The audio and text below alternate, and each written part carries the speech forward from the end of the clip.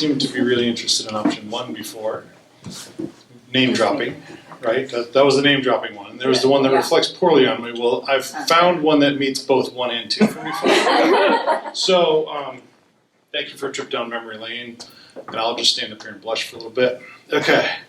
So, story that someone in this room hasn't heard yet. I mean, I don't think anyone's heard this story yet. So here we go.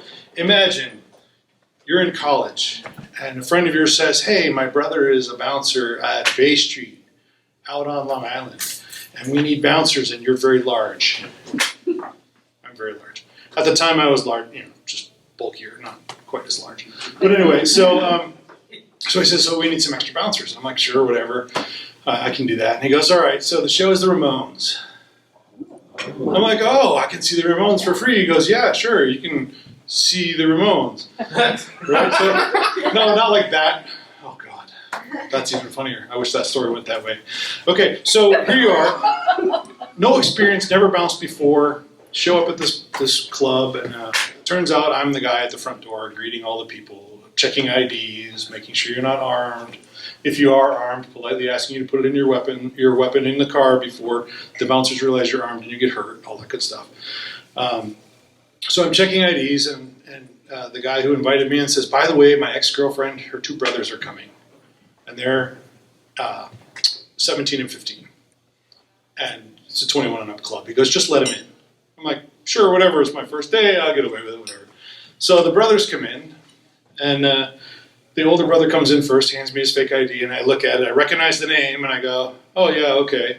And I hand it back, and I notice the younger brother, and I'm like, you can go.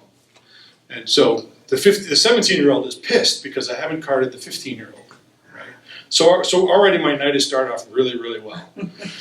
5-10 minutes later, this guy comes in this 3-piece suit, sharp dressed, looks like a stock trader and all this stuff. And I'm like, sir, are you in the right place? He goes, oh yeah, I'm in the right place. And I'm like, you're not really dressed for this show.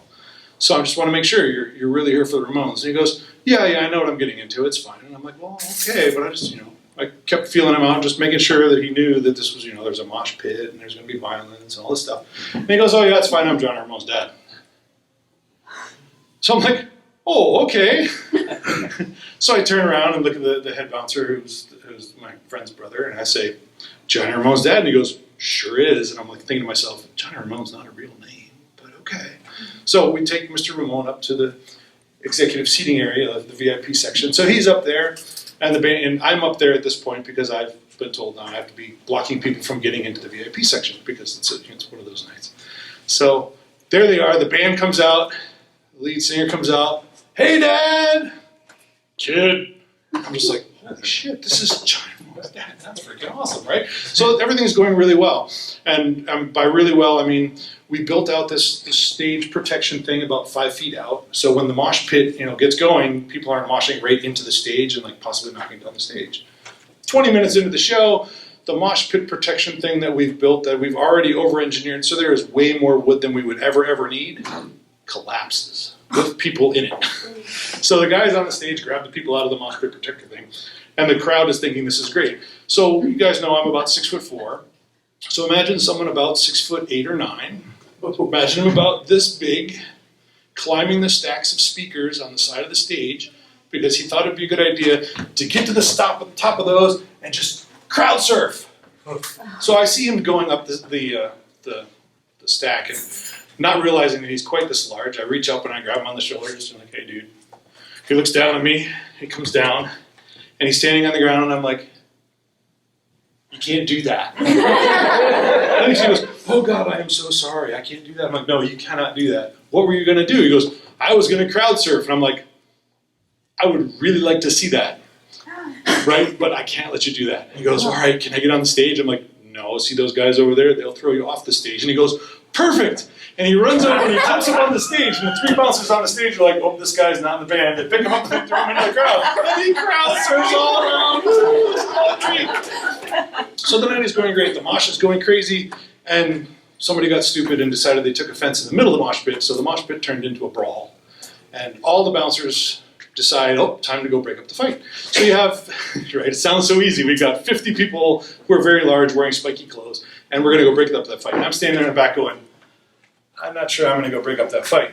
But I'm standing there on the side, and I notice one of our bouncers, who is very muscular, is probably at this point dodecahedral teamed, right? So 12 people on him.